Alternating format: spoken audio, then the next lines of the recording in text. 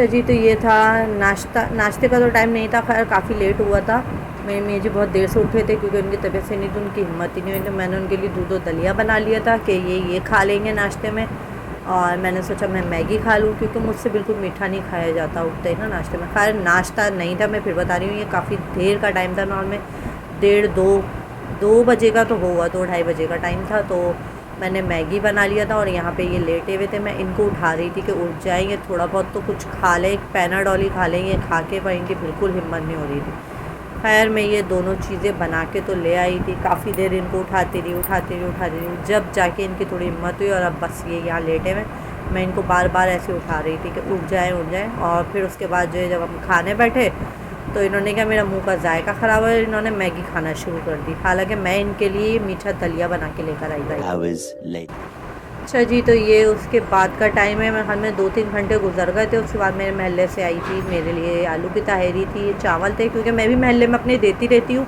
तो मेरे महल्ले से भी आता रहता है मेरे लिए, मैं भी बांटती हूँ तो वो लोग भी मुझे दे देते हैं। तो उन्होंने आलू की तहरी बनाई थी, उनको पता है चावल मेरे फेवरेट है, तो उन्होंने ये दे दिया था। तो अब मैं बैठ के यहाँ पर ये खा रही हूँ।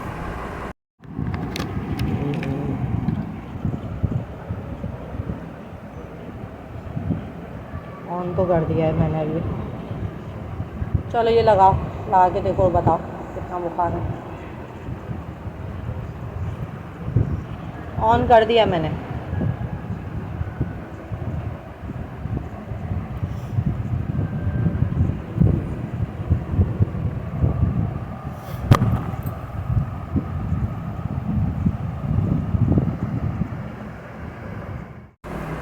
तो यहाँ पे इनका बुखार जो है 99 इसमें बता रहा था, पर टेम्परेचर मुझे तो ज़्यादा लग रहा था। पता नहीं अब ये सही बता रहा था या गलत। बहरहाल मैंने सोचा चेक तो करूँ ना एक बार, पर मुझे ऐसा लगा कि ये गलत बता रहा है, क्योंकि ये गर्म तो बहुत ज़्यादा हो रहे थे और बुखार इनको 99 बता रहा था।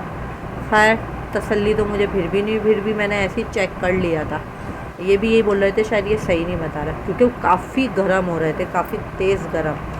सर भी गर्म हो रहा था इनका, हाथ पाँव भी काफ़ी तेज़ गर्म हो रहे थे इनके। खैर चेक तो हो गया। क्या बोल रहे थे? क्या? आप कुछ बोल रहे थे अभी। मैं कह रहा था बारात का सूट निकाल दो। किसकी बारात का? मेरी। आपकी बारात का? बारात लेके जा रहे हो? मैंने बारात लेके आऊँगा। बारात लेकर तो ये आते, बारात लेके जाते हैं। वल्लाह आलम क्या होता है बारात कुछ करना है। फिर क्या होगा? ये तो मुझे भी नहीं पता अभी। तो बारात का सूट निकाल के करोगे क्या? बारात का सूट निकाल के करूँगा क्या? पता नहीं याद नहीं आ रहा। दूल्हा बनूंगा शायद।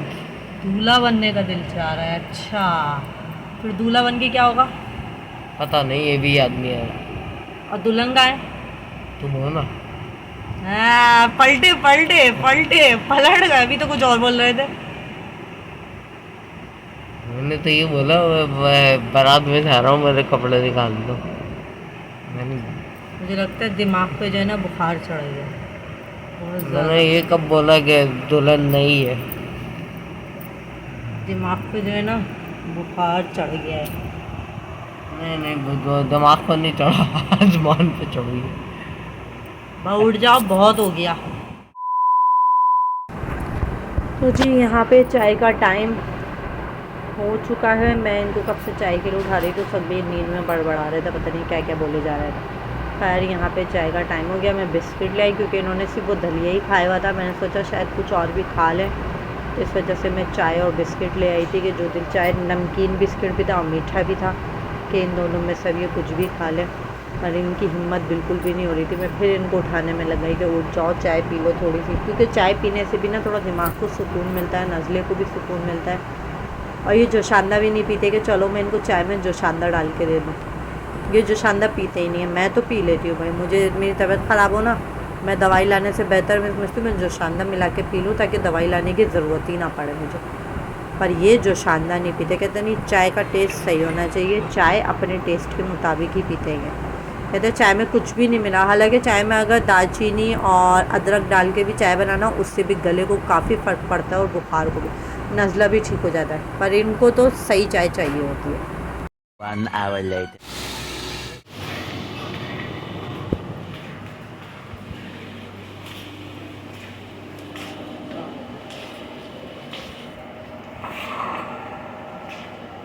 और हो रहा है मुझे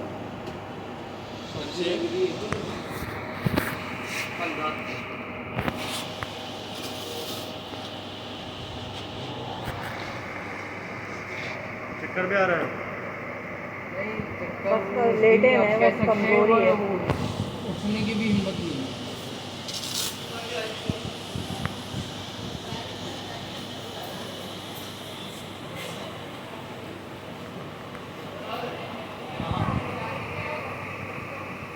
सब ऐसा है जैसे लर्निंग पे बंद होता है ना।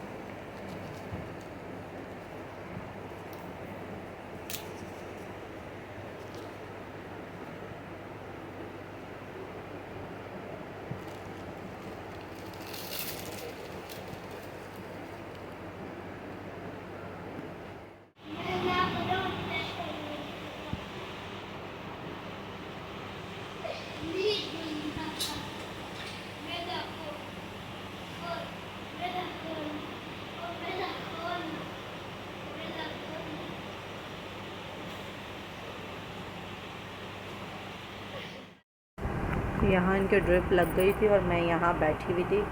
ये छोटी ड्रिप चढ़ी है, बुखार की वजह से पड़ी तो नहीं चढ़े। खैर शुक्र है इसमें इंजेक्शन वगैरह डाला उन्होंने, पता नहीं क्या करा, अल्लाह जाने।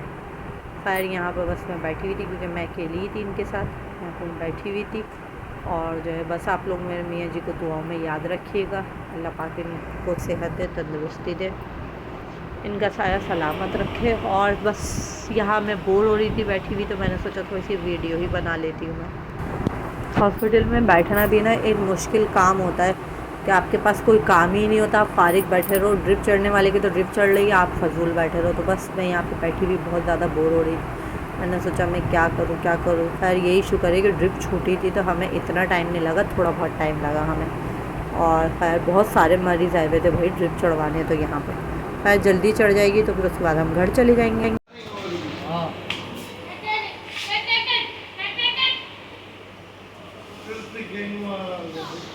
Yeah.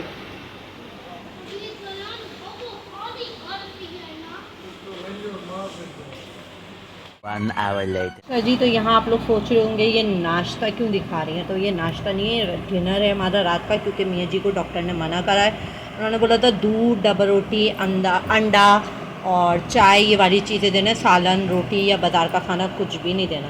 तो फिर मैं अपने लिए क्या करती, मैंने सोचा मैं भी यही खा लूँगी, क्योंकि यही होता है, हम एक साथ ही खाते हैं। तो जो ये खाएँगे वो मैं खाऊँगी, जो मैं खाती हूँ वो यही खा लेते हैं। तो इस वजह से फिर मैंने कहा चलो मैं भी आज ब्रेड और अंडा ही खा लेती हूँ खाने में। तो बस अब हम यही खाना खाना। और आप लोग मेरे मियाँ जी के लिए ज़रूर दुआ कीजिएगा। बहुत तेज़ बुखार था, इस वजह से डॉक्टर ने फिर ड्रिप चढ़ाई है, बहुत तेज़ बुखार था।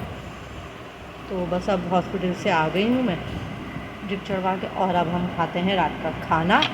तो बस यहाँ पे अब खाना खाते हैं और फिर आपसे मिलेंगे थोड़ी देर के बाद।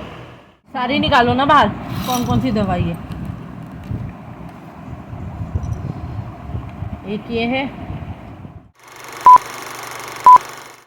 अच्छा जी तो यहाँ मैं अपने ब्लॉग का करने बैठ चुकी हूँ एंड आज की रूटीन सारे दिन की आपके साथ मैंने शेयर कर दी। जो भी थी जैसी भी थी छोटी मोटी सी, सारा दिन मेरे मियाँ जी को बहुत तेज़ बुखार रहा, हॉस्पिटल में लेके गई, पर वहाँ पे डॉक्टर ने कहा कि बुखार तेज़ इस वजह से ड्रिप चढ़वा लो। तो ये है कि जल्दी आराम आ जाए। छोटी सी ड्रिप दिखाए तो वो चढ़वा ली। अब देखो कल तक क्या कंडीशन रहती है। इनकी दवाइयाँ भी बाज़ार की भी दी हैं उसने लिख के सुबह शाम खाने की, और वैसे अपने डॉक्टर की भी दवाई दी है उसने अपनी। आप सब लोग ज़रूर दुआ कीजिएगा इनके लिए, मतलब मेरे मियाँ जी के लिए और मेरी अम्मी के लिए। उनकी आंखों का ऑपरेशन हुआ है, मुझे वहाँ पे भी जाना था। मेरे कल से कपड़े इस्त्री हुए, बैग बना हुआ मेरा रखा हुआ, मुझे जाना था, पर इनको बुखार ऐसा चढ़ा कि मैं फिर जा ही नहीं सकी इस वजह से। तो बस कल से कपड़े रखे हुए हैं। अम्मी भी परेशान हो रही हैं और असल में भाभियाँ तो हैं, पर वो बच्चों में मसरूफ़ होती हैं, तो जाहिर सी बात है उनकी देखभाल के लिए कोई एक बंदा होना चाहिए। छोटी बहन थी, वो भी अपने घर चली। अब मुझे जाना था उनके पास, पर मेरे मियाँ जी की तबीयत इतनी ख़राब है तो मैं उनको छोड़ के जा नहीं सकती। और ये ना हमेशा से होता है, मेरी शादी जब हुई थी ना उसके बाद से जब भी मुझे अपनी अम्मी के जाना होता था, मेरे मियाँ बीमार हो जाते थे। अक्सर यही होता था, अक्सर यही होता, बल्कि ज़्यादातर समझ लो ऐसे होता था। कितनी बार ऐसा हुआ है मैं अम्मी के जाके और पता चला पीछे से इनकी तबीयत ख़राब हो गई, मैं वापस आ गई यूँ ही। जैसे मैं सुबह गई हूँ और शाम को लो जी मैं वापस आ गई, या 1 घंटे में मैं वापस आई, कभी कभी ऐसा भी हुआ। तो अब जो है बस, अब तो फिर भी काफ़ी बेहतर हो गए थे, पर इस दफ़ा फिर यही हुआ, मेरे जाने की तैयारी हुई और ये बीमार पड़ गए। हमेशा से ही होता था। मेरी बहन तो मजाक उड़ाती थी, कहती थी तुम जो है ना साइड टेबल पे दवाइयाँ अपनी मियाँ की रख कर आया करो ताकि वो तुम्हारे पीछे बीमार ना पड़े। अब क्या कह सकते हैं, बीमारी तो अल्लाह की तरफ से, इंसान खुद थोड़ी ना करता है। अब वो बेचारे हो जाते हैं बीमार, मेरे जाने से मेरा क्या कसूर है। तो अम्मी भी परेशान हो रही है मेरे ना आने की वजह से। उनकी आंखों में क्योंकि ड्रॉप डालनी है, हर 1 घंटे बाद की ड्रॉप होती है। पता नहीं पिछली बार तो मैं रुक गई थी जाके आराम से उनके पास ना, इस बार नहीं रुक सकी मैं। खैर अल्लाह मालिक है, देखते कब जाती हूँ, अभी तो रुक भी नहीं पा रहा। पहले इनकी तो तबीयत सही हो जाए फिर जाऊँगी मैं अपनी अम्मी के पास। उनकी आंखों का ऑपरेशन हुआ है तो मैं अभी तक गई भी नहीं, उनको देखने भी नहीं गई हूँ मैं अभी तक। आप सब लोग दुआ ज़रूर कीजिएगा मेरी अम्मी के लिए, मेरे मियाँ के लिए, सबके लिए दुआओं में, सबको दुआओं में याद रखिएगा। मेरे ब्लॉग को इसी तरह पसंद करते रहिएगा। Like, comment, share and subscribe लाजमी कीजिएगा। तो ठीक है जी, अपना बहुत सारा ख्याल रखिएगा और मेरे चैनल को इसी तरह सब्सक्राइब करते रहें, लाइक करते रहें, कमेंट करते रहें और पसंद करते रहें। मुझे और मेरे हस्बैंड को और मेरी फैमिली को दुआ में याद रखिएगा। अल्लाह हाफ़िज़।